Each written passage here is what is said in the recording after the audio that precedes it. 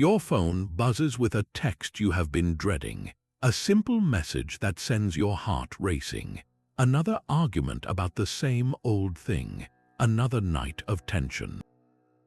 You feel that familiar pull, the urge to react, to defend, to control the situation and make the other person see things your way. It is exhausting. What if you could step out of that cycle for good? Ancient Stoic philosophers discovered a set of principles for inner power, and today we are adapting them into 25 powerful laws for modern relationships. By the end of this, you will have a complete toolkit to transform conflict into connection and anxiety into unwavering calm. We will uncover how imagining the worst can actually make your relationship stronger and why loving your fate is the secret to lasting peace. What is the one relationship challenge you wish you could face with more grace? That urge to control the situation, to make the other person understand you, is a natural human reaction. But it is also the source of our greatest relationship struggles. The first and most vital Stoic law of power addresses this directly. Focus only on what is within your control. The ancient Stoics called this the dichotomy of control, and it is the bedrock everything else is built upon. You cannot control your partner's feelings, their past, their mood when they walk through the door, or the text message they decide to send. You cannot force them to be more attentive, to apologize, or to see a disagreement from your perspective. The more you try, the more power you surrender, and the more exhausted you become. Your true power lies exclusively within your own mind, your judgments, your actions, and your reactions. Think of a heated argument. Your partner says something critical. Their words and their tone are outside your control. They have already been released into the world. But your internal judgment of those words, your decision to take a breath instead of lashing out, your choice to respond with calm reason or wounded anger, that is your sovereign territory. This is not about being passive. It is about being powerful where it actually counts. For instance, jealousy often stems from a desire to control another person's attention and affections. You cannot control who they talk to or what they think, but you can control your own trust, your self-worth, and how you communicate your feelings without accusation. When faced with criticism, you cannot control the fact that it was given, but you can control whether you receive it as a personal attack or as potentially useful information. You can sift through it, take what is valuable, and discard the rest without letting it ruin your day. This shift in focus is revolutionary. It moves you from a state of constant reaction to one of purposeful action. You stop trying to manage another person's emotional weather and start building your own inner shelter. The storm might still rage outside, but you are no longer getting drenched. So the next time you feel that familiar pull, that anxiety to fix, change, or control someone else, pause. Ask yourself one simple question: is this within my control? If the answer is no, your only task is to accept that fact with grace. Your energy is far too precious to waste on battles you can never win. Acceptance is not surrender. It is the foundation for a more profound kind of strength. Once you stop trying to control the uncontrollable, you create space for a practice that transforms your entire perspective on love and connection. The second Stoic law of power is to practice negative visualization. The Stoics called this premeditatio malorum, which means the premeditation of evils. This is not about expecting the worst to happen. It is about consciously considering the temporary nature of all things, including your most cherished relationships. The purpose is not to live in fear, but to drain fear of its power and to ignite a fierce, present-moment gratitude. Think about the person you love most. Now, for just a moment, imagine your life without them, not with drama or panic, but with a quiet, sober clarity. Imagine they are gone or that the relationship has ended. Feel the hollow space that would be left behind. Notice the silence where their laughter used to be. This exercise might feel uncomfortable, even painful. That is the point. By voluntarily touching this pain in your mind, you accomplish two things. First, you realize that you could, in fact, endure that loss. Your inner citadel is stronger than you think. Second, and more importantly, when you pull your mind back to the present, the world is suddenly brighter. That person is here now. The minor annoyance you felt with them an hour ago seems trivial. Their mere presence feels like a gift you have been taking for granted. Here is how to practice this in a healthy way without spiraling into pessimism. Set aside just 1 or 2 minutes in a calm moment. Choose one specific blessing in your relationship. It could be your partner's companionship, their support after a long day, or even the simple routine you share each morning. Now, vividly imagine that this one specific thing is gone. Do not jump to catastrophic ends. Just sit with the absence of that single positive element. Then, open your eyes or simply return your focus to the present. Actively appreciate that the blessing is still here. Thank your partner either out loud or in your heart for the very thing you just imagined losing. This process converts a theoretical concept into a tangible wave of gratitude. You are not practicing this to prepare for a breakup. You are practicing it to prevent taking your relationship for granted. When you argue, this practice reminds you that the argument is a temporary storm, not the entire climate of your connection. It helps you release your attachment to a perfect, frictionless future and instead value the imperfect, beautiful reality you have today. This mindful awareness of impermanence does not weaken your bonds. It fortifies them with a deep and enduring thankfulness that can weather any storm. That deep gratitude for your partner's presence can be instantly shattered by a single judgment. You see them scrolling on their phone while you are talking, and your mind instantly labels the action. They are being rude. They do not care what I have to say. This automatic judgment is like throwing a spark onto dry tinder, and it is the source of most of our relationship conflicts. The third Stoic law of power is to judge less and understand more. The Stoic philosopher Epictetus said, "It is not things that disturb us, but our judgments about things." Your partner's action is neutral until you assign a story to it. The action itself is just a person looking at a screen. The story you tell yourself is what ignites the emotional fire. What if you could learn to pause that story before it consumes your peace? This is not about ignoring genuine problems. It is about recognizing that your initial interpretation is often a guess and rarely the most charitable one. The goal is to create a small space between the event and your reaction, a moment of clarity where you can choose a different path. Here is a simple technique to practice this. When you feel that surge of annoyance or hurt, consciously separate the bare fact from your judgment. The fact is, my partner is looking at their phone. My judgment is, they are ignoring me because they find me boring. Now, challenge yourself to generate at least one alternative, more generous explanation. Perhaps they are checking an urgent work email that just came in. Maybe they are looking up a restaurant for your date tonight. It could be they are simply tired and their focus drifted for a moment.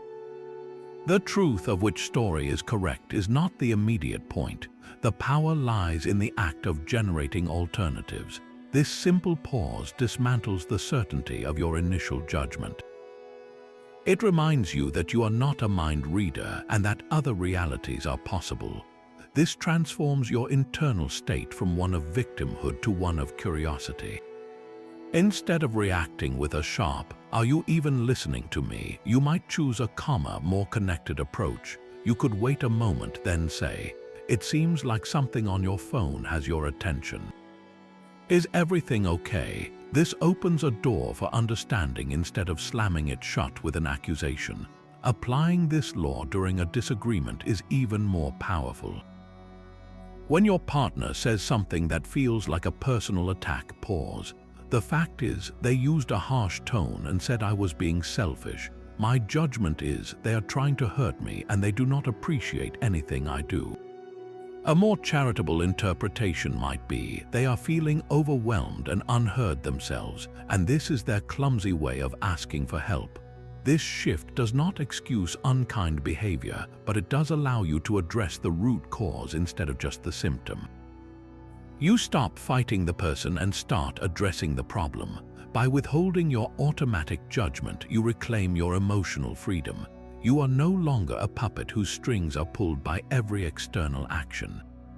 You become the calm observer in the center of the storm, able to respond with wisdom instead of reacting with wounded pride. This practice builds a foundation of patience and empathy that makes any relationship more resilient, more understanding, and far more peaceful.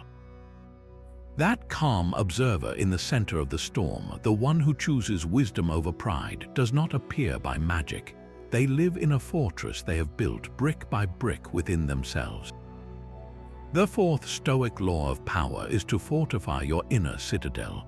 This is the sanctuary of your mind, an unshakable place of peace that remains undisturbed even when the world outside is in chaos. Think of it as your mental fortress. Its walls are not built to keep people out, but to protect your core self from the turbulence of external events, like a partner's bad mood or a friend's last-minute cancellation. When these things happen, you can feel the disturbance, but it does not have to breach your inner walls and shatter your tranquility. So how do you build this sanctuary? It begins with a simple but profound shift in where you place your sense of self.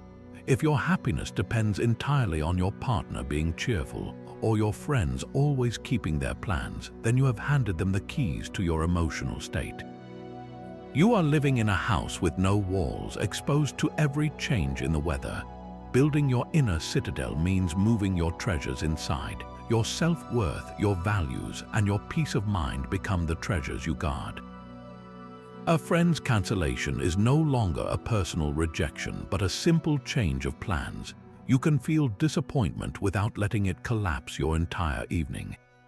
You can acknowledge the change, adjust your own plans, and find contentment in a quiet night alone, because your source of peace was never entirely in their hands to begin with.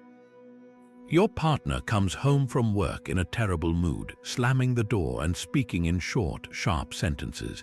Before your inner citadel was strong, this might have triggered your own anxiety or anger. You would have felt compelled to fix their mood or defend against its energy, absorbing their storm into your own sky. But from within your fortified mind, you can see their mood for what it is, an external event. It is their weather, not yours. You can offer kindness without needing to control the outcome. You can give them space without taking their negativity personally. This is not cold or detached, it is profoundly powerful. You become a steady anchor in the relationship, a source of stability instead of another reactive force.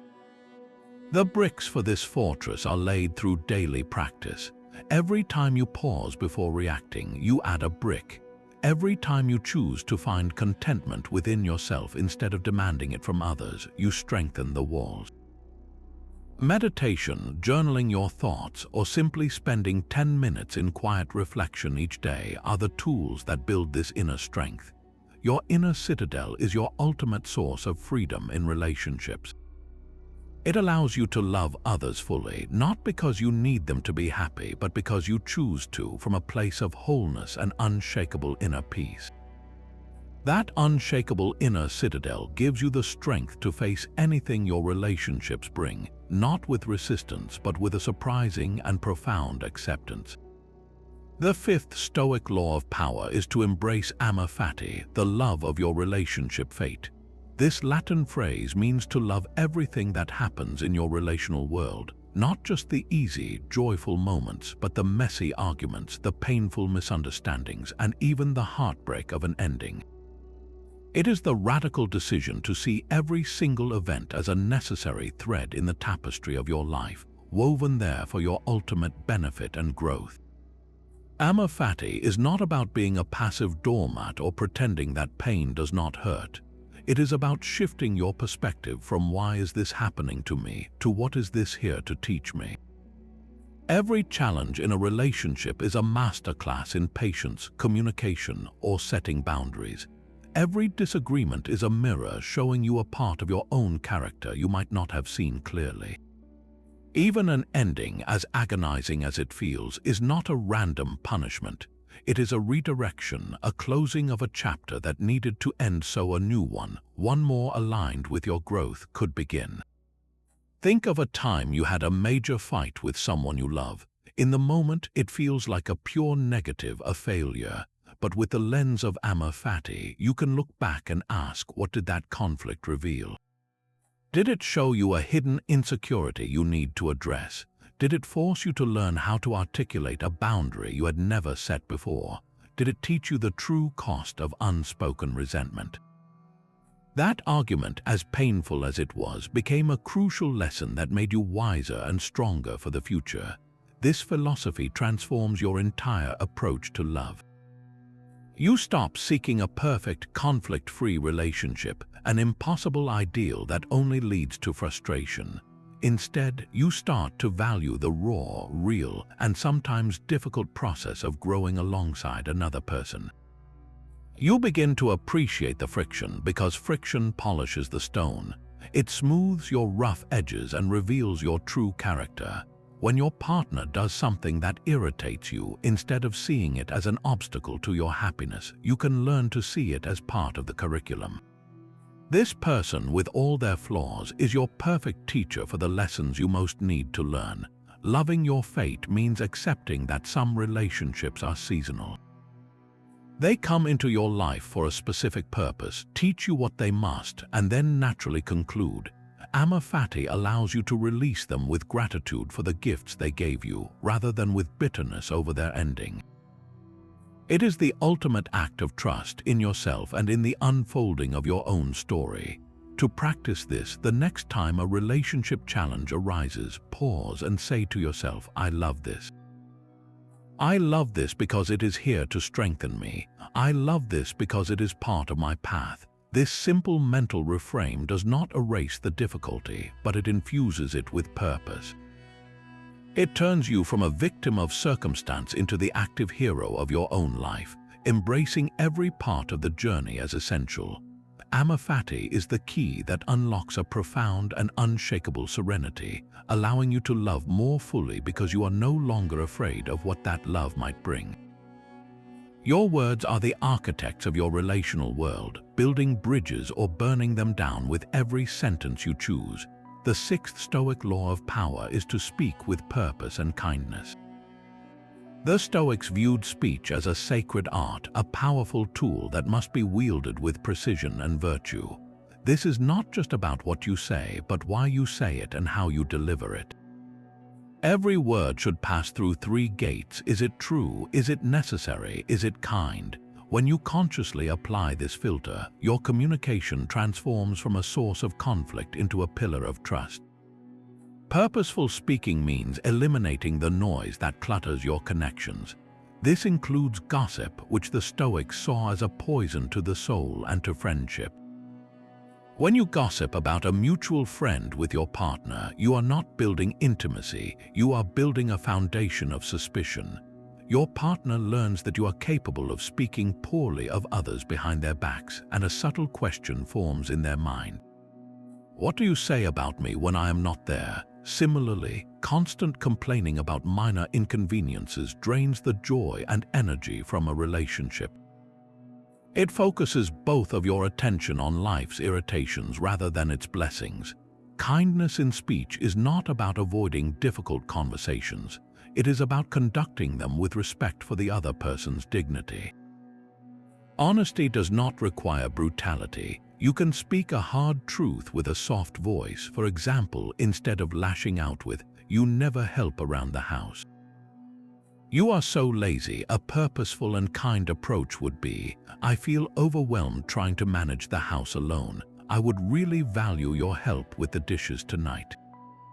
The first statement is an attack that invites defensiveness. The second is an honest expression of feeling and a clear, reasonable request for action. It maintains respect while addressing the issue. Brevity is another key element of Stoic communication. In an argument, the urge to over-explain, to list every past grievance, to make sure you are fully understood can lead to a verbal avalanche that buries the original point. A long, convoluted complaint often dilutes your message. A short, clear statement carries far more power. Before you speak, especially in a moment of tension, ask yourself what the core of your message truly is. Strip away the accusations, the history, and the emotional embellishment. State the essential truth simply and calmly. This practice requires immense self-control, but it prevents the minor sparks of disagreement from exploding into wildfires of resentment. Your words become like a surgeon's scalpel, precise and effective, rather than a blunt instrument that causes collateral damage. When you commit to speaking with purpose and kindness, you build a reputation as someone who is trustworthy and safe. People feel heard and respected in your presence, not judged or attacked. This creates a profound level of intimacy and security, where both parties feel free to be vulnerable and authentic. Your speech becomes a reflection of your inner citadel, calm, clear, and unshakably strong. That fortress of inner peace is not a lonely place, for it offers a unique vantage point to see the true nature of those around you. The seventh Stoic law of power is to see the divine spark in others.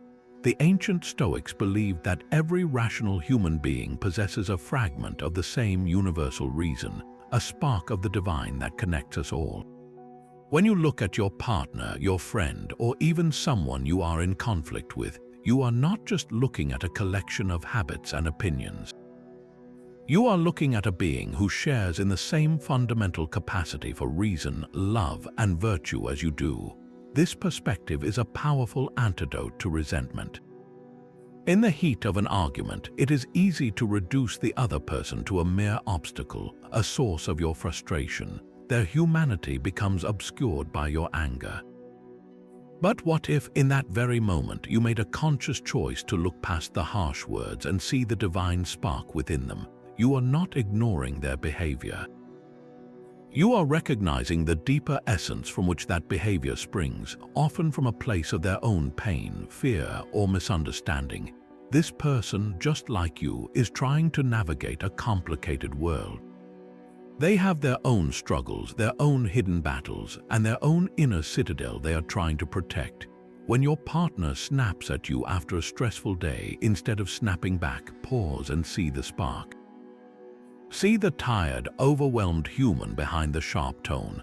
This does not mean you accept disrespect. It means you respond to the person, not just to the surface irritation. Your response shifts from, "How dare you speak to me that way?" to a comma, "You seem really stressed. Is there something I can do to help?" This approach de-escalates conflict instantly. It moves you both from a battlefield to common ground.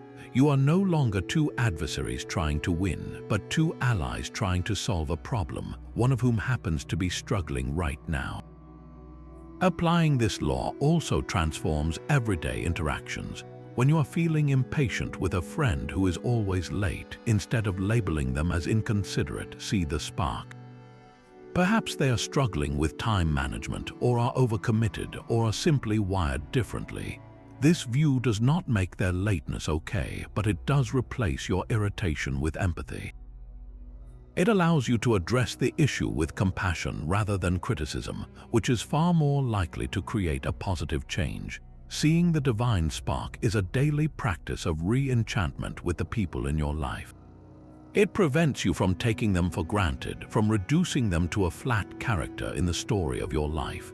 It reminds you that the person you love is a vast, complex, and sacred universe, worthy of your patience and respect, even when they are at their most difficult. This conscious seeing is the foundation of truly deep connection, for you are loving the whole person, not just the convenient parts. It is how you build bridges that no temporary storm can wash away. Every role you hold is a sacred contract. As a partner, a friend, or a parent, you have been cast in a part that comes with specific duties. The eighth Stoic law of power is to fulfill your relational duties with excellence. The Stoics called this role ethics, the idea that your life is a play, and you must perform your assigned parts to the best of your ability. Your virtue is found not in seeking a different role, but in playing your current ones with integrity, kindness, and unwavering commitment. This is not about earning praise or getting something in return. It is a moral obligation you owe to yourself, to your own character. When you do your duty for its own sake, you become a pillar of reliability in your relationships, and that consistency builds a profound and unshakable trust. Think about the role of a partner. What are its core duties? Perhaps it is to be a patient listener, a supportive presence during difficult times, a fair sharer of life's burdens. Now, are you performing those duties only when you feel appreciated, or when your partner is perfectly fulfilling their duties to you? The Stoic approach is to perform them with excellence regardless. Your duty to listen does not vanish because your partner had a bad day and is being short with you. Your duty to be supportive is not cancelled because you did not get the gratitude you expected. You do it because it is the right thing to do, because it is who you are choosing to be. This transforms your actions from transactions into expressions of your character. In the role of a friend, your duty might be loyalty, confidentiality, and honest counsel. A fair-weather friend only shows up when it is fun and easy. A Stoic friend, one who understands role ethics, shows up during the messy, difficult times as well. They offer their counsel even when it is hard to hear, because that is part of the job description of a true friend. They keep a secret not because they fear getting caught, but because they are honor-bound to do so. This creates a safe harbor for the people in your life. They know what to expect from you. They know your love is not conditional on your mood or their latest success. Your consistency becomes your superpower. This philosophy is incredibly freeing. It releases you from the exhausting calculus of who did what for whom. You stop keeping score. You are no longer performing your duties with an invisible handout, waiting for a reciprocal reward. You find fulfillment in the performance itself, in the knowledge that you are living virtuously. If you are a parent, your duty is to guide, protect, and love. You do not do this for your child's future obedience or gratitude. You do it because it is the righteous path of a parent. This mindset helps you navigate the inevitable frustrations with grace. When your teenager slams a door, you respond not from a place of wounded pride, but from your steadfast duty to guide with patience. Your roles will sometimes conflict. Your duty as an employee might temporarily demand more time, pulling you from your duty as a partner. The Stoic does not despair. They simply assess the situation with reason and give each role its due attention, communicating openly about the temporary shift. By focusing on the excellence of your own performance, you stop trying to control the performances of others.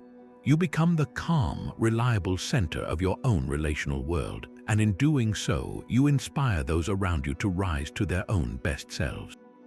An argument with someone you love feels like a wall, a solid barrier stopping you in your tracks.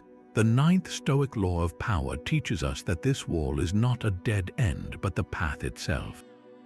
The obstacle is the way. Every single relational hurdle, from a minor misunderstanding to a devastating breakup, can be transformed into the very fuel for your growth and the strengthening of your bonds.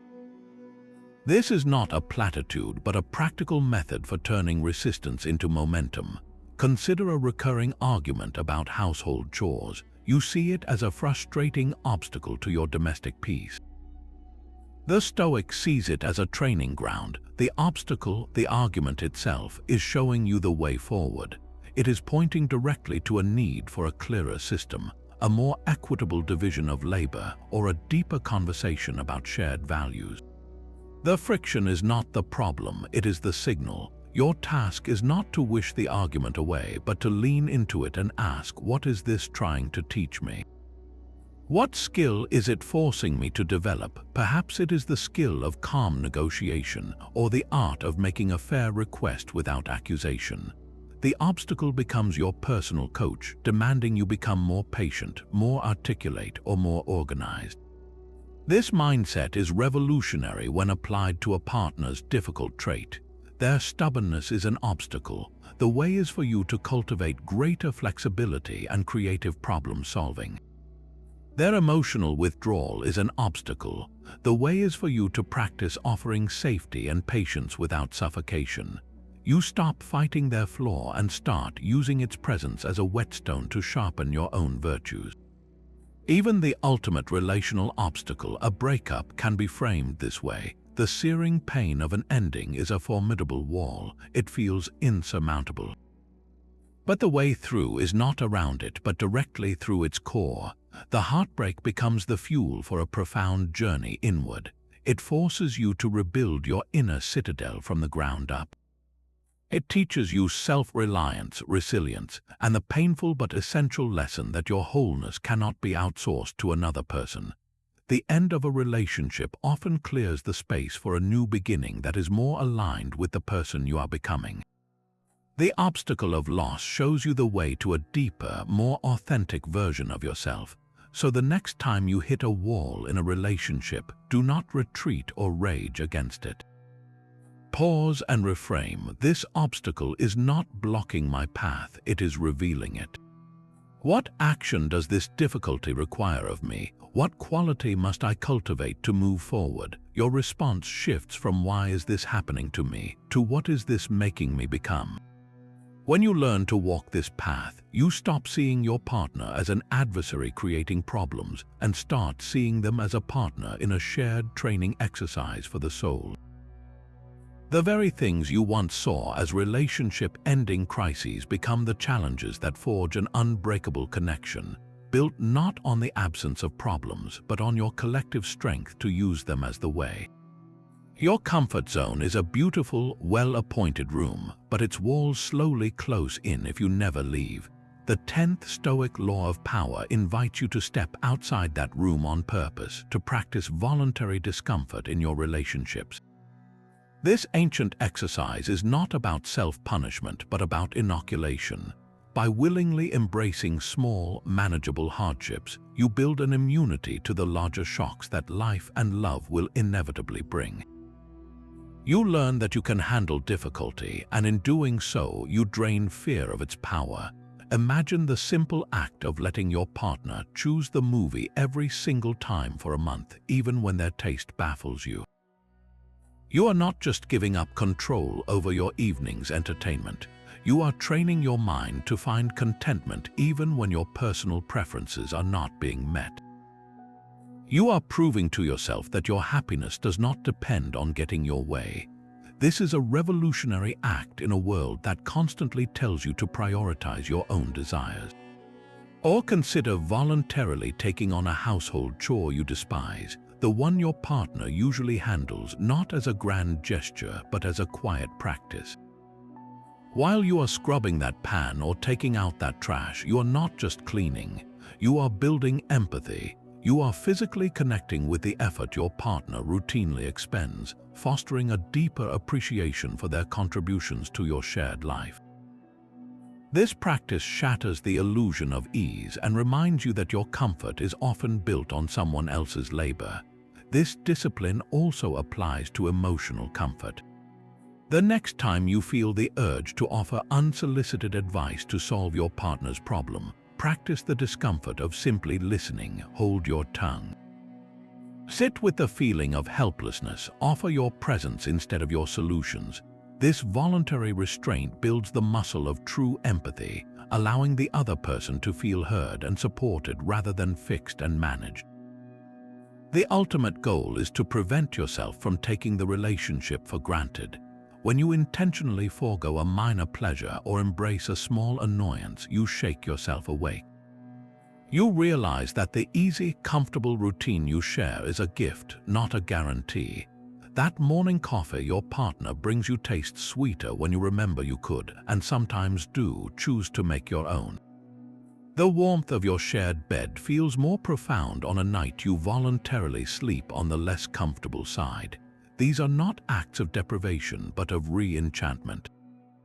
They are deliberate choices to feel the texture of your life more fully, to appreciate the backdrop of comfort by occasionally stepping into the foreground of mild hardship. This practice fortifies you for the inevitable larger discomforts. When a real financial stress or a family crisis emerges, you are not encountering the feeling of hardship for the first time. You have a reserve of resilience to draw upon. You have already proven to yourself in a dozen small ways that you can endure discomfort without crumbling, that your peace is not so fragile that it shatters at the first sign of trouble. By choosing the bumpy road sometimes, you ensure that when life forces you down one, you already know how to drive. The ticking clock is not your enemy but your most honest advisor. The 11th Stoic Law of Power is memento mori, the remembrance that you will die. This is not a morbid fixation on the end, but a profound tool to electrify your present relationships with urgency, clarity, and boundless gratitude. When you hold the fragile truth of life's finiteness in your heart, every interaction is stripped of its trivialities and revealed in its true, fleeting significance. Think of the last petty argument you had. Perhaps it was over who left the dishes in the sink or a careless comment about your driving. Now hold that same argument in one hand, and in the other, hold the undeniable fact that your time with this person is limited and unknown. The dishes, the comment, they suddenly appear as what they are, dust motes dancing in a sunbeam, utterly insignificant against the vast, dark backdrop of eternity. This awareness forces you to prioritize. It asks you a piercing question: will this matter on my last day? The resentment you are holding onto, the silent treatment you are giving, the apology you are withholding, will any of it hold any weight when the final hour comes? The answer is almost always a resounding no. Memento mori compels you to resolve conflicts with speed and grace. It becomes almost impossible to go to bed angry when you truly internalize that any night could be the last. This is not about living in fear, but about living with a fierce, loving precision. You begin to treat every goodbye as if it could be the final one, not with a dramatic sorrow, but with a quiet, complete presence. You look your partner in the eyes when they leave for work. You end a phone call with your parent by saying "I love you." These small acts become sacred rituals imbued with the weight of their potential finality. This practice also reshapes how you spend your time together. Do you fill your precious hours with complaints about work, scrolling through separate screens in silence, or rehashing the same old disagreements? Or do you choose to create moments of genuine connection, to have the deep conversation you have been putting off, to laugh until your stomach hurts, to simply sit together in comfortable silence and feel the profound gift of shared existence? Remembering death makes you a better steward of your love. It encourages you to express appreciation out loud today, not when it is too late. It gives you the courage to be vulnerable, to say the difficult but necessary thing, because you understand that the risk of temporary discomfort is nothing compared to the tragedy of a love left unexpressed. Your partner's annoying habits, their clutter, their idiosyncrasies, all of it can be softened when viewed through this lens. That clutter is a sign of a life being lived alongside you. That habit is a part of the unique, irreplaceable human whose time with you is a non-renewable resource. Memento mori does not dismiss life's real pains, but it places them in their proper context. It is the ultimate tool for cutting through the noise and focusing on the only thing that truly matters: the love you give and receive in the unbearably short, breathtakingly beautiful time you have.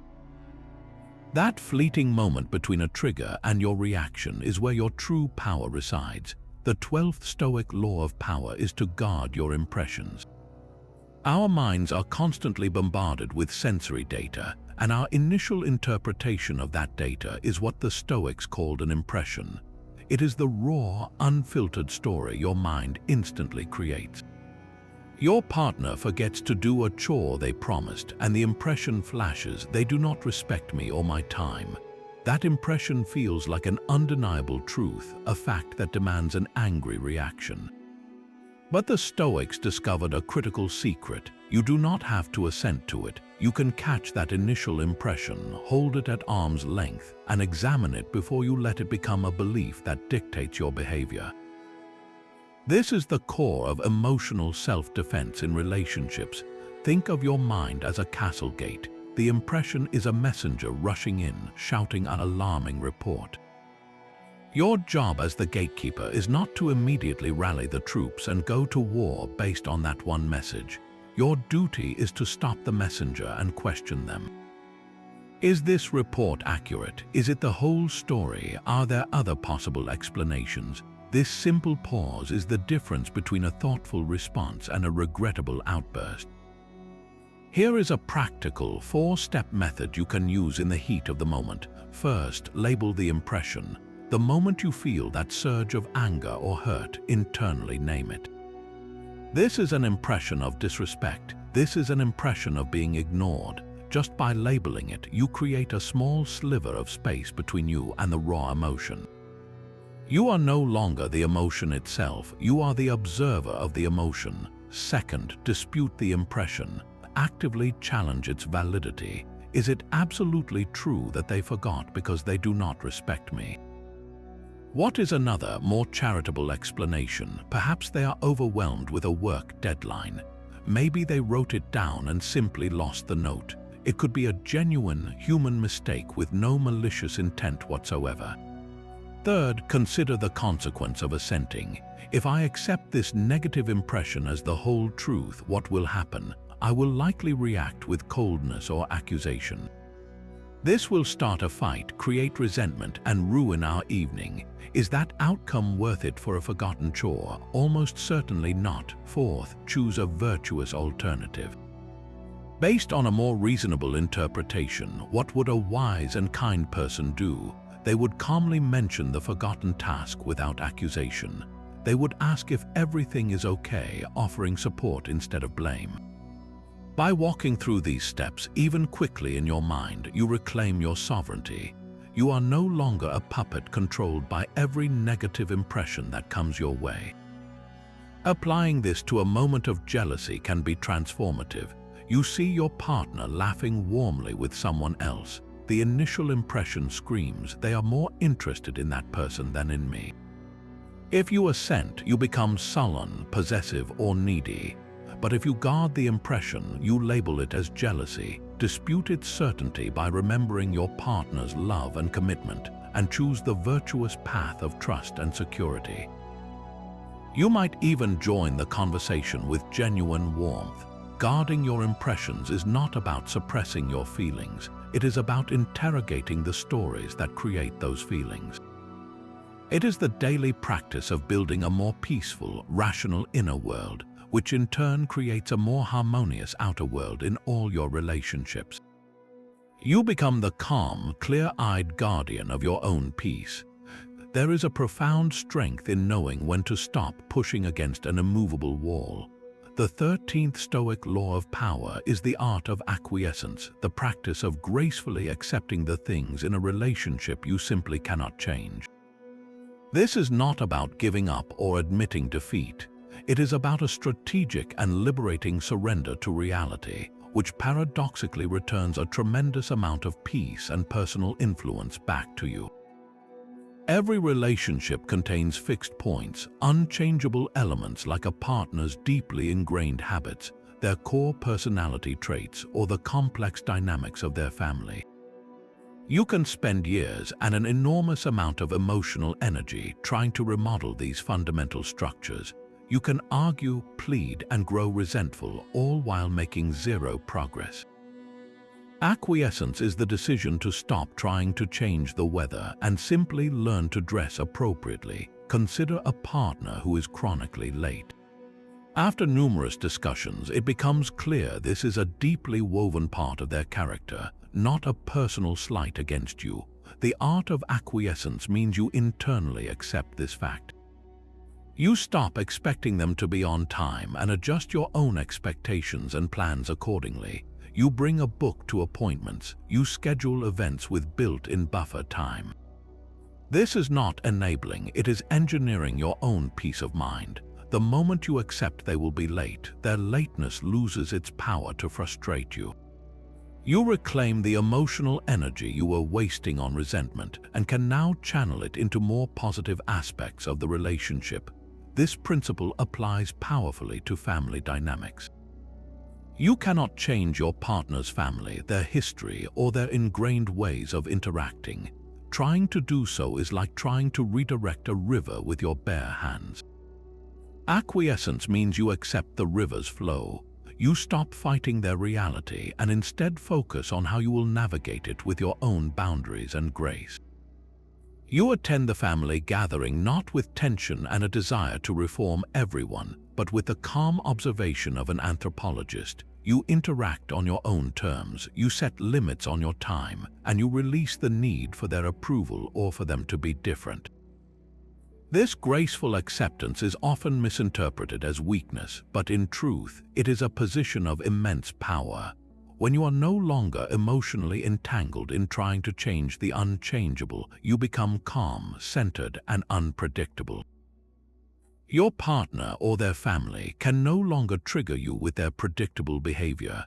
Your calmness in the face of their chaos becomes a quiet, unspoken influence. It often does more to inspire genuine reflection and change than any argument ever could. Acquiescence frees you to love the person you are with for who they actually are, not for the project you hope they will become.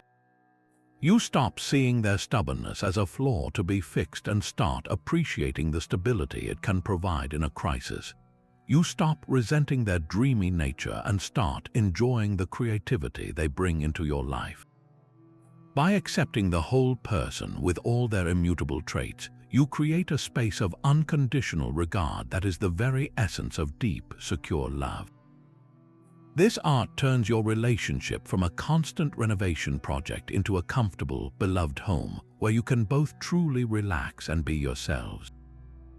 Your core values are the deepest currents of your character, flowing steadily beneath the surface chaos of daily life. The 14th Stoic Law of Power is to live according to nature, a profound ideal that calls you to align your actions in relationships with this inner truth. For the Stoics, living according to nature did not mean retreating to the wilderness. It meant living in harmony with your own essential nature as a rational and social being, guided by reason and integrity. In practice, this means your actions must consistently reflect your deepest values, creating a life and a love that is authentically and unshakably your own.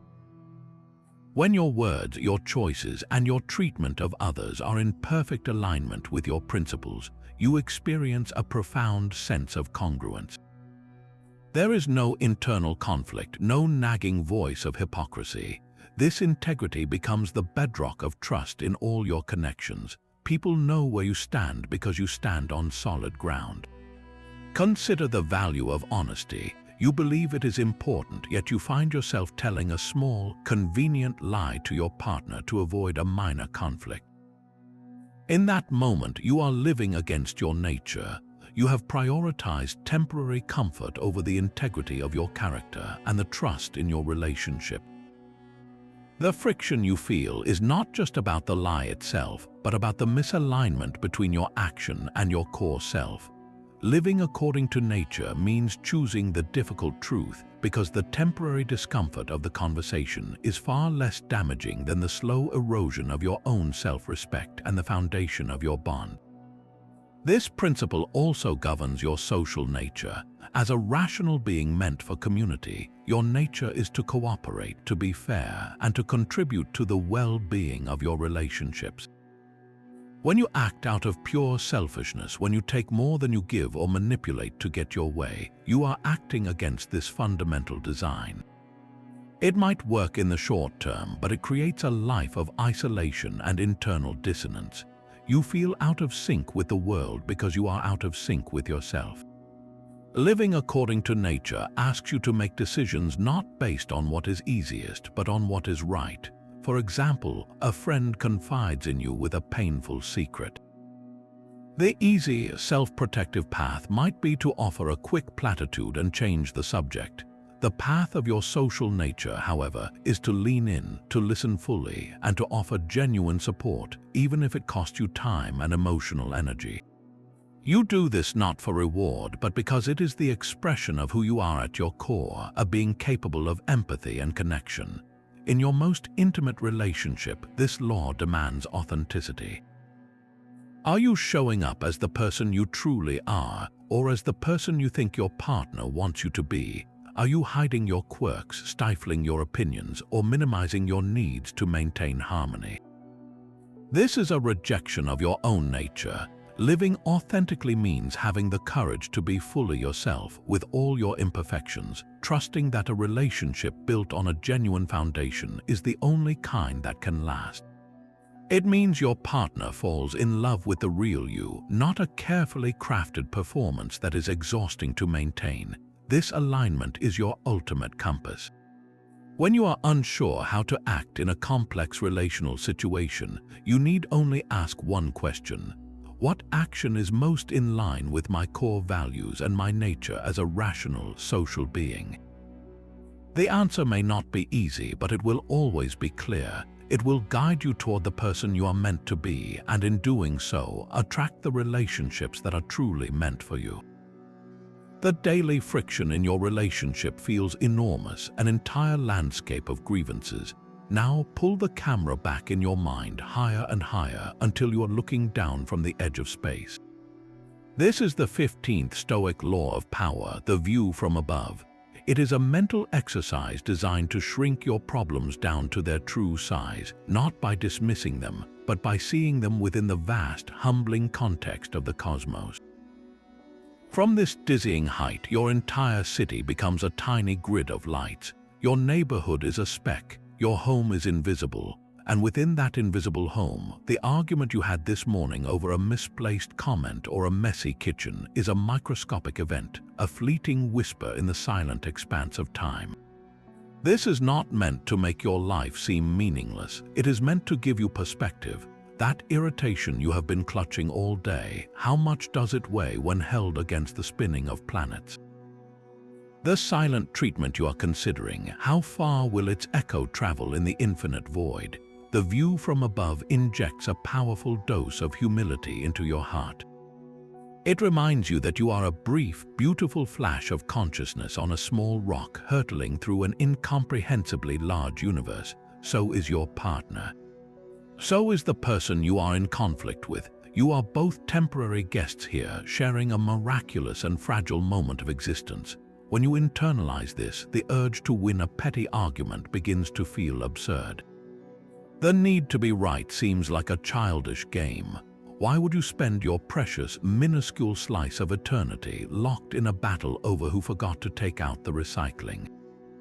This shift does not make your feelings invalid. It simply places them in a larger frame. The pain is real, but the cosmos does not care about your pain. It is your job to care for it and then to release it, because holding onto it only shrinks your own world. You can practice this anytime you feel overwhelmed by a relational drama. Close your eyes for just 30 seconds. Imagine your own body, then the room you are in, then your house, your street, your city. Keep pulling back until you see the curve of the earth, a brilliant blue marble hanging in the blackness.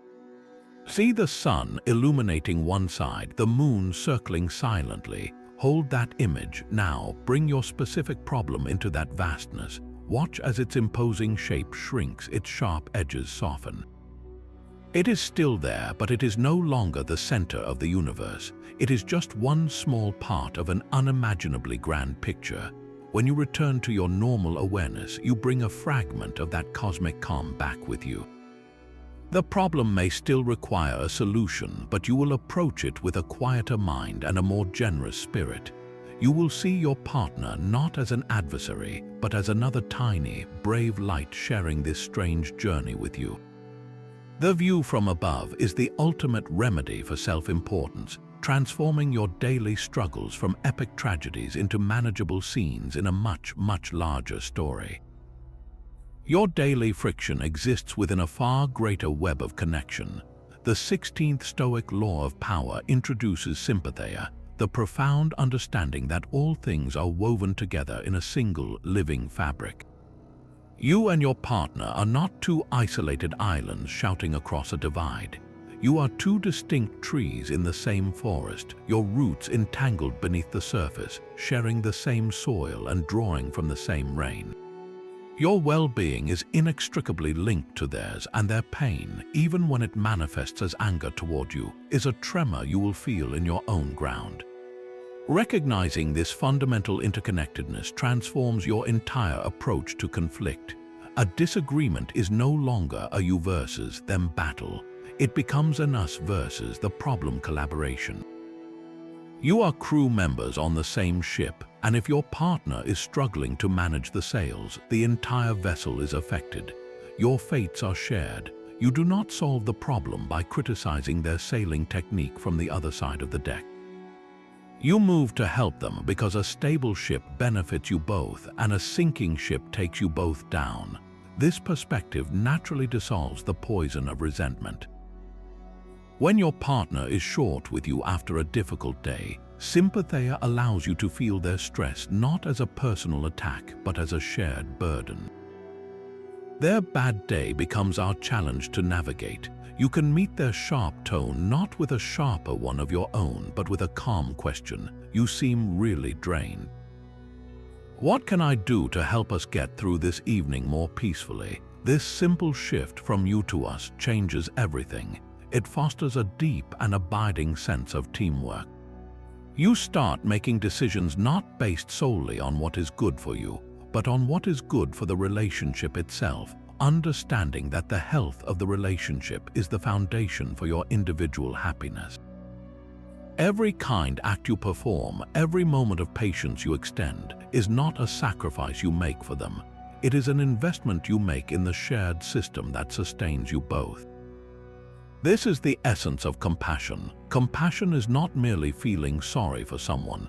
It is the active recognition of your shared humanity and the desire to alleviate suffering because their suffering is, in a very real sense, your own.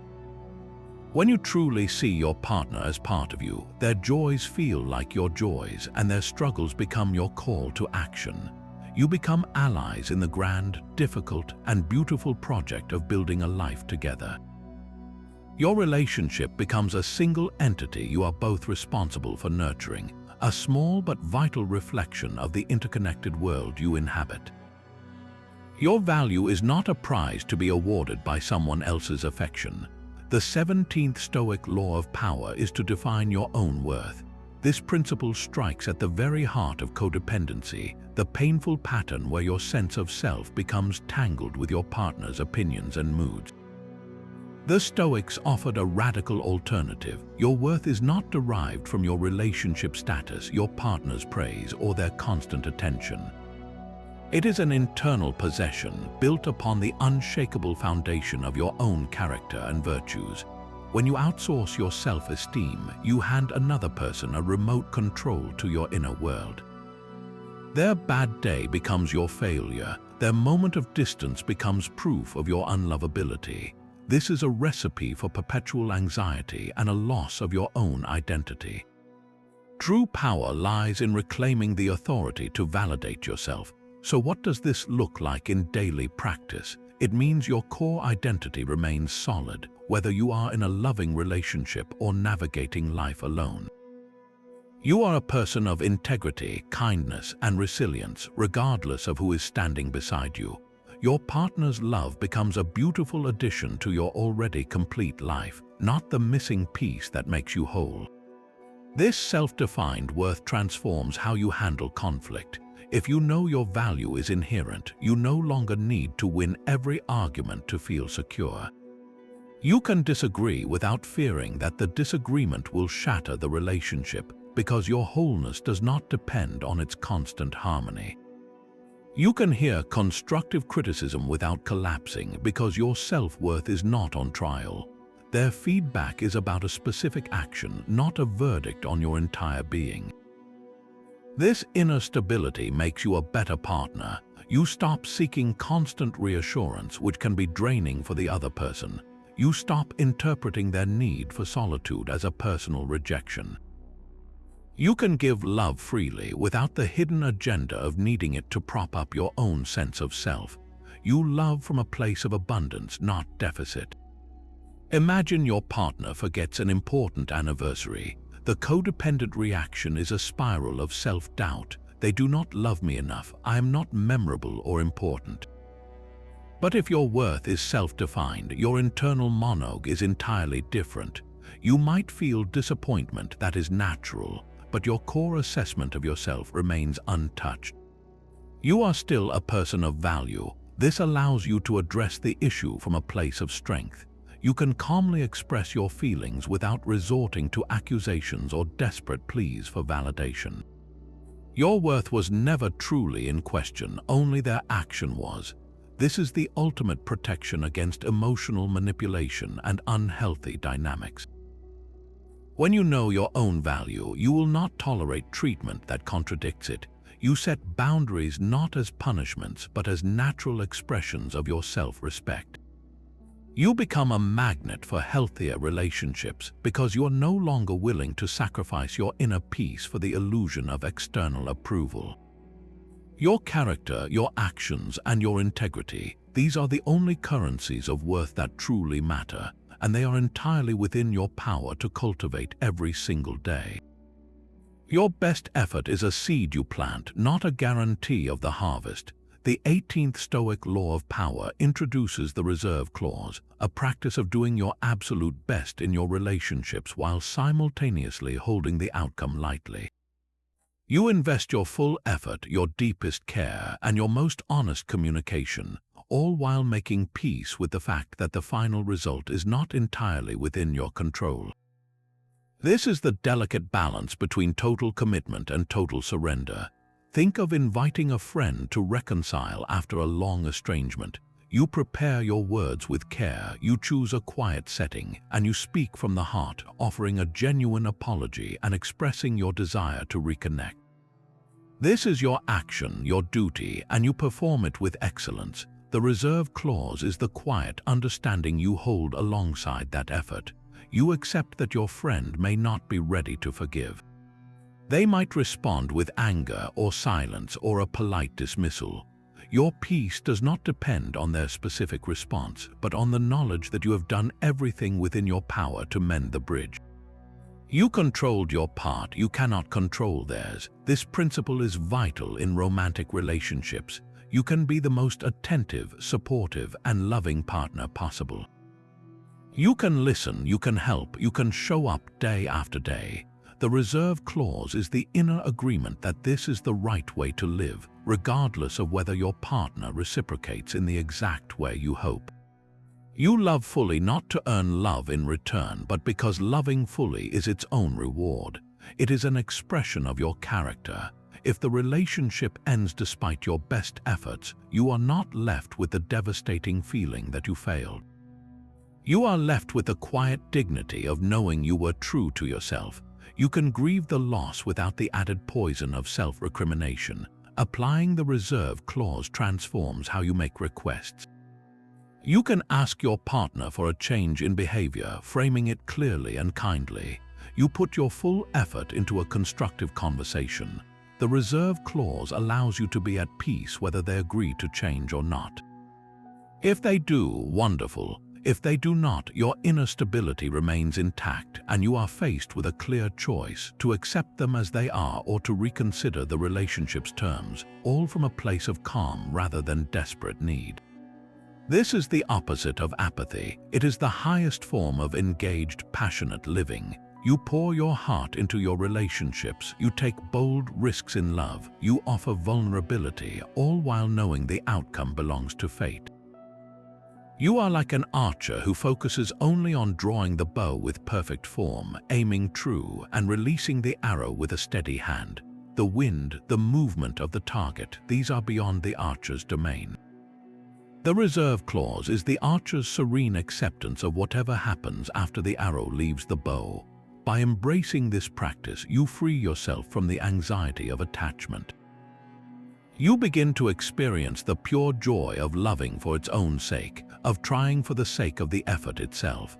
Your happiness becomes decoupled from the constantly shifting outcomes of your relationships, and you find a deeper, more reliable source of contentment in the unwavering quality of your own actions. There is a hidden strength in shared silence. The 19th Stoic Law of Power is to practice silence and solitude within your relationship. This is not about withdrawal or avoidance, but about the intentional cultivation of quiet space to recharge your inner resources. Just as a field must lie fallow to restore its fertility, your mind and heart need regular breaks from the constant noise of interaction to return to your partner with deeper presence and renewed patience. Solitude is not loneliness, it is the workshop where you rebuild your sense of self. In the quiet, away from the demands and expectations of your partner, you can hear your own thoughts clearly again. You can process the events of the day, examine your own reactions without external pressure, and reconnect with your core values. This self-awareness is a gift you bring back to the relationship. It prevents you from losing yourself in the union and ensures you are contributing from a place of wholeness, not neediness. For instance, after a long day of work and family obligations, you might feel frayed and irritable. The slightest comment from your partner could spark a reaction. Instead of forcing a conversation, you could communicate a need for solitude. A simple, "I need 20 minutes of quiet to reset, and then I will be fully present with you," is an act of profound respect for both yourself and the relationship. You return from that short period of silence not as a drained, reactive version of yourself, but as a calmer, more patient partner, ready to listen and connect meaningfully. This practice also builds trust. When you can comfortably enjoy silence together without feeling the need to fill every moment with chatter, you demonstrate a deep level of security. You are saying, "Our connection is strong enough to exist without constant validation through words." Sitting together in a room, one reading and the other lost in thought, can be a more intimate bond than a forced conversation. It is a shared solitude that honors both your togetherness and your individuality. Solitude allows you to digest impressions before they become reactions. That critical comment your partner made earlier in the day, which has been simmering in the back of your mind, can be examined in your quiet time. You can guard that impression, question it, and decide how to address it from a place of reason, rather than unleashing it as a raw, emotional response. By deliberately carving out these islands of silence, you prevent the buildup of resentment and emotional fatigue. You give yourself the space to be the partner you want to be, grounded, attentive, and truly there. In the stillness, you find the clarity to love more wisely and the strength to connect more deeply. That sacred pause between a trigger and your response is where your character is forged. The 20th Stoic Law of Power is to act, not react. This is the crucial distinction between being a puppet of your emotions and the author of your actions. A reaction is an automatic, often heated, impulse driven by a fleeting feeling. An action is a deliberate choice guided by your core values and long-term vision for the relationship. The goal is not to become emotionless, but to ensure your emotions inform your decisions rather than dictate them. Imagine your partner criticizes you in front of friends. The reactive path is immediate defensiveness, a sharp retort, or a cold withdrawal. The impulse is to protect your ego, to strike back, to win the moment. But this reactive loop rarely wins anything of value.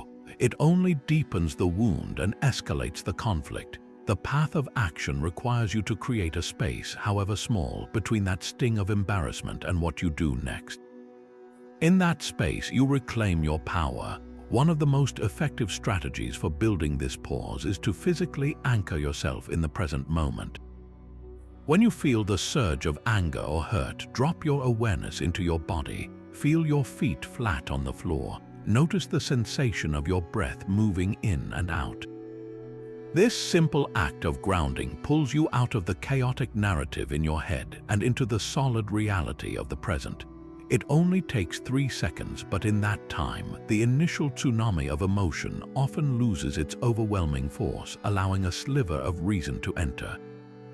With that space created, you can now consult your inner compass. Ask yourself, what is my goal here? Is it to prove I am right or to resolve this conflict with care and respect? What action would align with my values of patience and kindness? The answer is almost never the same as your initial reactive impulse. Instead of firing back a sarcastic comment, you might choose to take a slow breath and say, "That comment felt harsh. Can we talk about what is bothering you when we are alone?" This is a deliberate action. It addresses the issue without escalating it. It sets a boundary while still offering connection. It is a choice made from your inner citadel, not from your wounded pride. Another powerful technique is to reframe the trigger itself. See your partner's difficult behavior not as an attack, but as an indirect cry for help, a signal of their own unmet need or unspoken pain. When they are irritable, they may be anxious. When they are critical, they may feel insecure. This reframe does not excuse the behavior, but it transforms it from a personal assault into a shared problem to be solved. It shifts your role from combatant to ally. You stop reacting to the symptom and start addressing the cause. Practicing this daily on small irritations builds the muscle for the larger conflicts. When they leave dishes in the sink, instead of reacting with an exasperated sigh, you create that pause. You feel your feet on the floor. You remember your goal is a peaceful home, not a perfect one. Your action might be to calmly wash the dish yourself, or to later suggest a new system for cleaning up. The action is calm, purposeful, and free of resentment. Every time you choose action over reaction, you are not just managing a situation, you are sculpting your character. You are proving to yourself that you are governed by reason, not by chaos. This consistent choice builds a profound and unshakable trust within your relationship because your partner learns that you are a safe harbor, a person who responds with thoughtfulness even in the storm. Your rational mind is a lighthouse in the fog of emotional turmoil. The 21st Stoic Law of Power is to use your logos, the divine reason that the Stoics believed is the governing principle of the universe and a fragment of which exists within each of us. This is not about cold, detached logic. It is about accessing the part of you that can observe the storm of feelings without being swept away by it, allowing you to navigate charged conversations with clarity and wisdom. Your logos is your innate capacity to discern truth from illusion, to understand cause and effect, and to choose a path forward that aligns with your highest good and the health of your connection. When a discussion becomes heated, your emotions scream for immediate expression, often in ways you later regret. Your logos is the calm, inner voice that asks the crucial questions. What is truly happening here beneath the surface? What is the real goal of this conversation? Is my current approach moving us toward that goal or further away? By activating this rational faculty, you shift from being a participant in the conflict to being a guide for its resolution. For example, your partner accuses you of not listening, and your emotional impulse is to defend yourself by listing all the times you have listened. This often leads to a dead end of competing grievances. Using your logos, you would pause and seek to understand the perspective behind the accusation. The rational approach is to deconstruct the complaint into its core components. What specific behavior made them feel unheard? Was it my body language, my interruption, or my failure to remember a detail? This line of questioning, directed inwardly first, transforms the argument from a personal attack into a collaborative problem-solving session. You are no longer fighting about who is right, you are working together to understand what is true. Logos also empowers you to find logical solutions to practical relationship problems. A recurring argument about finances is rarely just about money. It is about security, freedom, values, and fear. Your emotional mind might see only the imbalance in spending. Your logos digs deeper to uncover the root causes. It helps you create a budget not as a restrictive cage, but as a shared tool for achieving common goals, framing it as a plan for a future you both want. It allows you to see your partner's spending not as a personal slight, but as a different expression of value, opening the door for a compromise that honors both perspectives. This practice is especially vital when trying to understand a viewpoint you find completely alien. Your logos challenges you to build the case for the other side, to articulate their position so well that they would agree with your summary. This is not about conceding your point, but about expanding your understanding. When you truly comprehend why they feel the way they do from their unique history and fears, the conflict often loses its adversarial edge. You begin to see their reaction not as an irrational outburst, but as a logical conclusion based on their internal data. Using your logos is a daily exercise in mental discipline. It means consistently choosing the larger view over the immediate gratification of being right. It is the tool that allows you to translate the chaos of human emotion into a language of understanding, to build bridges of reason over the chasms of misunderstanding. By trusting this inner guide, you become an architect of harmony, crafting solutions that are not only fair but fortified with the deep, unshakable strength of truth. Your deepest frustrations often bloom from the soil of your own wants. The 22nd Stoic Law of Power is the discipline of desire, a practice of rigorously examining what you crave from your partner and what you instinctively push away. This is not about suppressing your needs, but about understanding that your suffering is less about what you lack and more about the intensity of your attachment to getting it. Every time you feel let down, resentful, or angry in a relationship, you can trace that feeling back to a desire that was not met or an aversion that was triggered. You desired appreciation, and their silence felt like a rejection. You were averse to conflict, and their criticism felt like a personal attack. The discipline of desire asks you to loosen your grip on these internal demands, freeing yourself from the tyranny of your own expectations. Imagine you have a deep desire for your partner to plan romantic surprises. When they fail to do so, you interpret it as a lack of effort or love. Your desire for a specific form of affection becomes a yardstick against which you measure their entire commitment. The discipline of desire challenges you to question that very yardstick. Is this desire for grand gestures reasonable, or is it a story you have been sold? Is it essential for a loving connection, or is it a preference you have elevated to a need? By examining the desire itself, you realize that your peace does not depend on its fulfillment. You can still appreciate the gesture if it comes, but you are no longer devastated by its absence.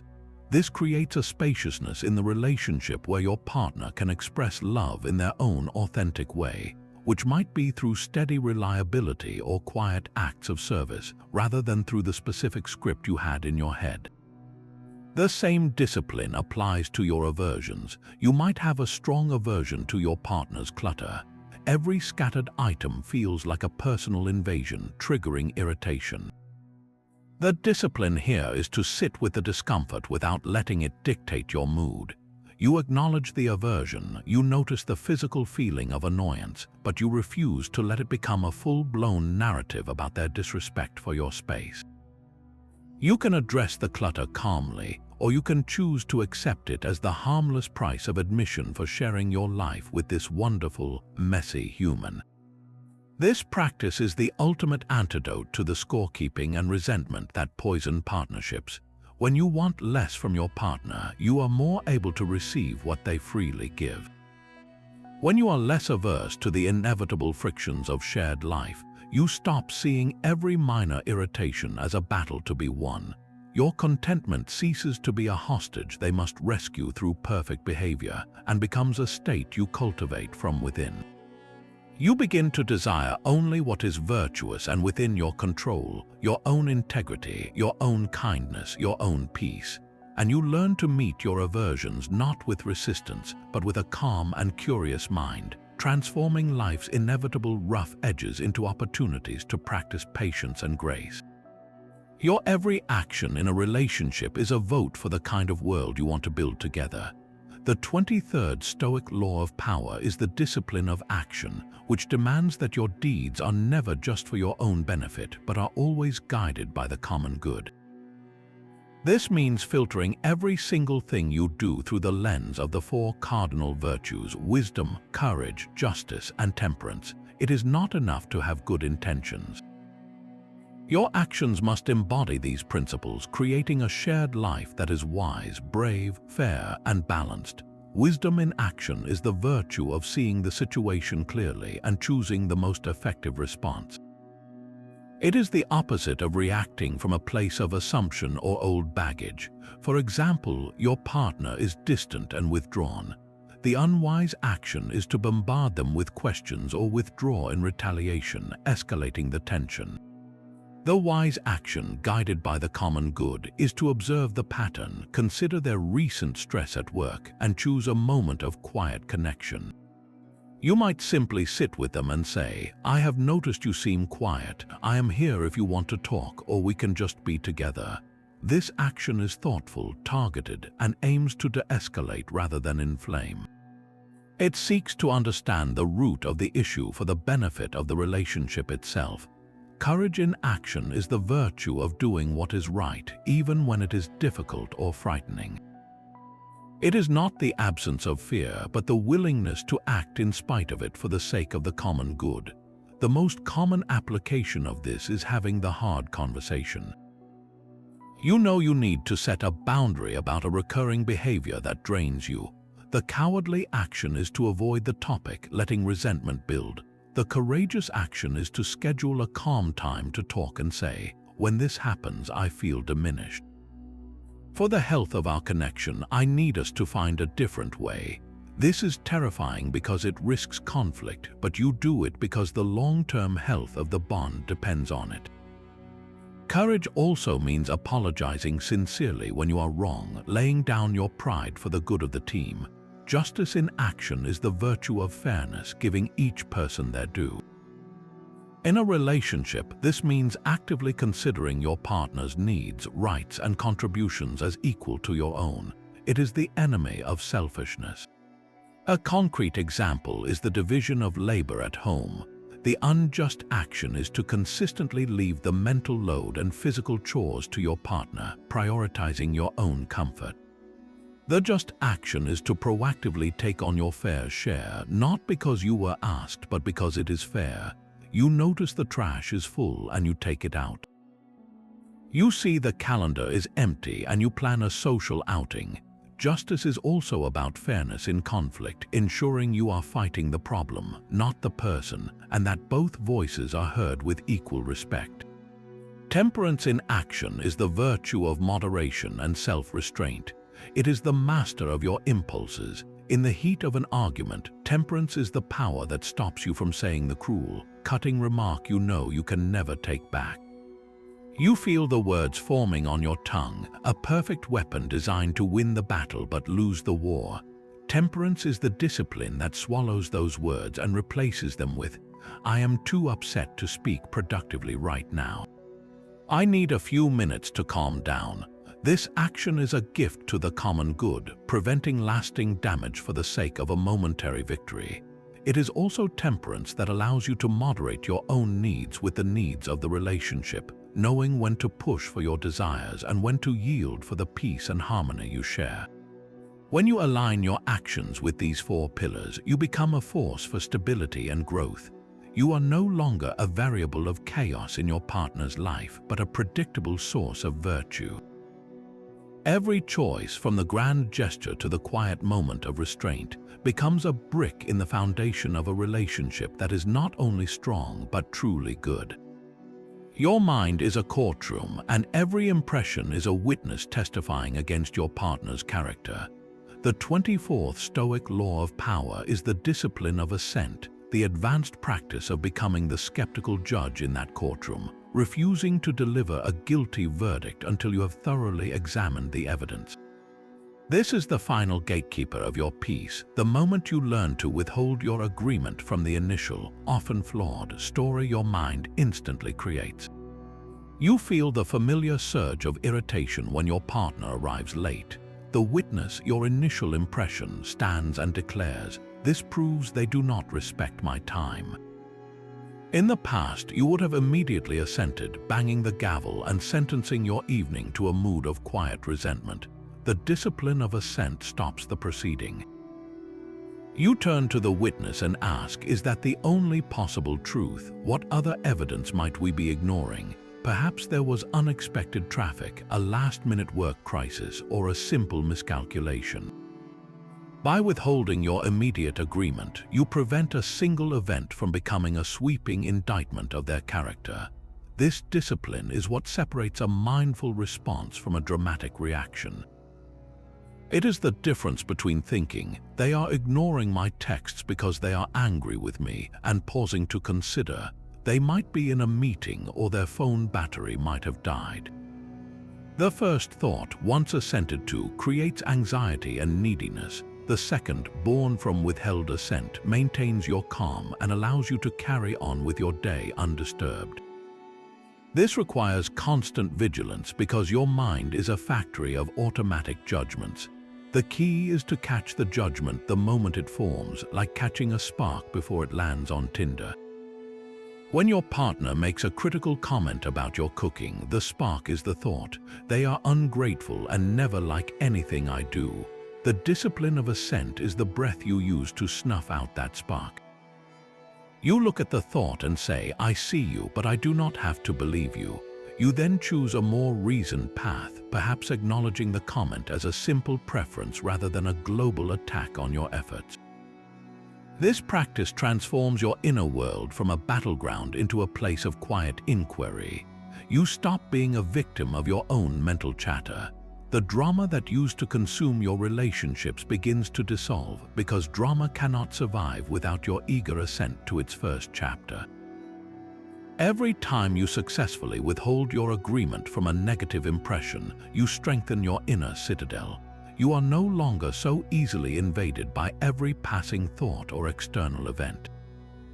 Your peace becomes a choice you make again and again by simply deciding to question the story before you decide to live in it. The final law is the one that gives all the others their purpose and their power.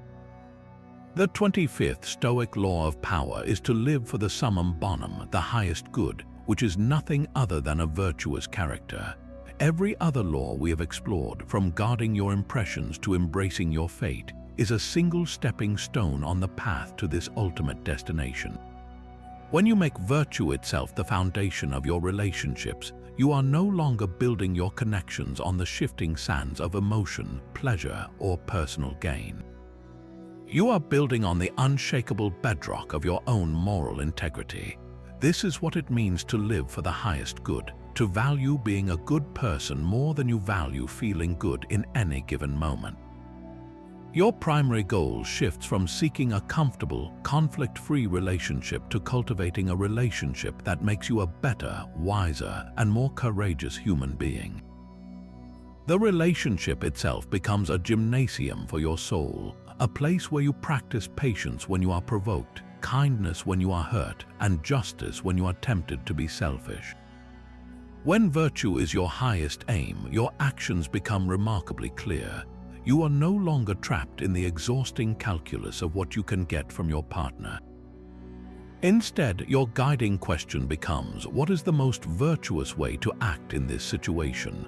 What does my character demand of me right now? This reframes every interaction. In a disagreement, your goal is not to win, but to be fair and to understand. When your partner is struggling, your role is not to fix them for your own peace of mind, but to offer support because it is the compassionate thing to do. When you have been wronged, your response is not to seek revenge, but to set a boundary with grace, because that is what a self-respecting person does. This foundation eliminates neediness and manipulation from your love. You do not love to be completed, you love to express the completeness of your own character. You do not give affection to extract a promise of loyalty in return. You give it because generosity is a virtue. Your love becomes a gift offered freely without any invisible strings attached. This is the most authentic connection possible because you are showing up as your best self, inviting your partner to do the same. You are not performing or pretending, you are practicing the art of being human together. When two people commit to this path, the relationship transforms into a sacred alliance for mutual growth. You become mirrors for each other's virtues and gentle guides for each other's flaws. You can hold each other accountable not from a place of criticism, but from a shared commitment to the highest good.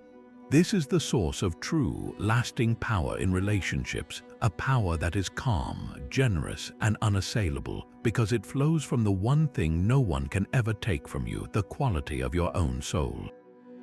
This collection of laws is not a cage for others, but a key to your own freedom. You have not been learning how to control your partner, your friends, or your family. You have been learning the art of self-mastery, the only form of control that is truly possible and profoundly powerful. These 25 Stoic principles are a complete toolkit for building relationships that are not fragile but resilient, not anxious but anchored in a deep and unwavering calm. They transform conflict from a threat into an opportunity for growth and connection, from a need into a conscious choice. The power you have been seeking was never in changing someone else's mind, but in fortifying your own. This is the quiet revolution of Stoicism, an inner shift that rewrites your entire relational world. Your journey does not end here, it begins. Do not feel you must master all 25 laws at once. That is a path to overwhelm. Instead, choose just one. Perhaps it is the first law, to focus only on what is within your control. Maybe it is the practice of negative visualization to ignite gratitude, or the discipline of guarding your impressions before they become reactions. Pick the single law that resonates most with the challenge you are facing right now. Commit to practicing that one law for the next 7 days. Watch how this small, consistent effort creates a ripple effect, bringing more peace and clarity into your connections. We would love to hear about your experience. In the comments below, share which law you are choosing to practice and what you discover along the way. Your story could be the very spark that inspires someone else to begin their own transformation.